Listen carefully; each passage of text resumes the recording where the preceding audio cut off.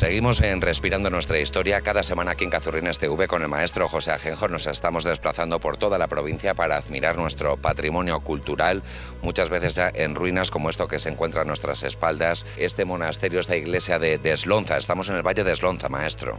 Sí, claro, pues este monasterio tuvo una importancia vital en aquellos primeros siglos, puesto que en el siglo VIII, IX y X tenía una importancia hasta el punto que el rey de León, el rey García, pues dotó para que se hiciera un monasterio noble y esbelto. Lo que sucede que en las campañas que hizo Almanzor lo arrasó, lo desoló y estuvo por años prácticamente que se mantenía en ruinas, hasta que la reina Doña Urraca mandó su reconstrucción. Este era el segundo más importante de la provincia después del de Sahagún, ¿no? Sí, hay documentos, bueno, después se reconstruye, estuvo una época prácticamente arruinado y ya no se encuentra ahora restos o residuos de la antigua construcción, sino que es a partir del siglo XVI cuando aquellos escultores y arquitectos que trabajaron en la Catedral de León pues vinieron a trabajar aquí, como fue Juan de Badajoz y sus gentes, y además aquí después vino el maestro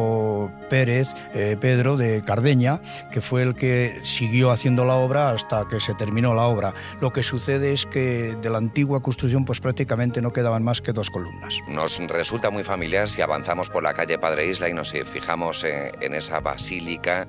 Bueno, pues esa fachada antes estaba aquí. Se llevó desde aquí hasta allí, fue el obispo Almarcha. Sí, en los años 40-50 pues hubo un estudio de qué se podía hacer con lo que quedaba de los restos de este monasterio y se trató de trasladarlo a la portada de la nueva iglesia de Renueva. Allí están las torres que se remataron después, están las torres, la fachada principal. Lo que sucede que las estatuas representativas de los titulares como era San Pedro, San Adrián, Santa Natalia, esto desaparecieron antes del desmonte. ¿Desaparecieron y nadie sabe dónde están? Bueno, posiblemente en algún museo fuera de España. Bueno, claro, esto después de la desamortización hubo muchos polios, se saquearon muchas iglesias, perdimos mucho a finales del siglo XIX.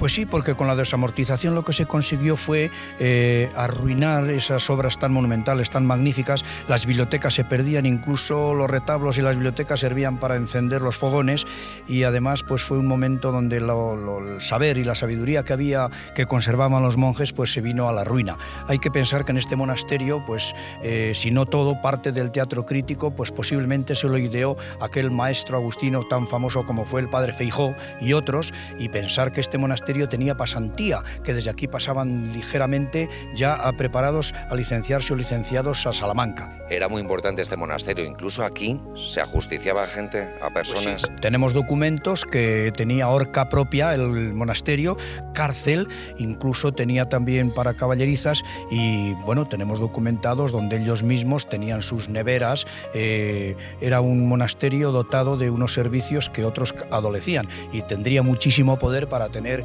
como citamos antes, horca y cárcel para ajusticiamiento. Lo que ahora se ve muy poco, ¿no? ¿Qué nos puedes explicar?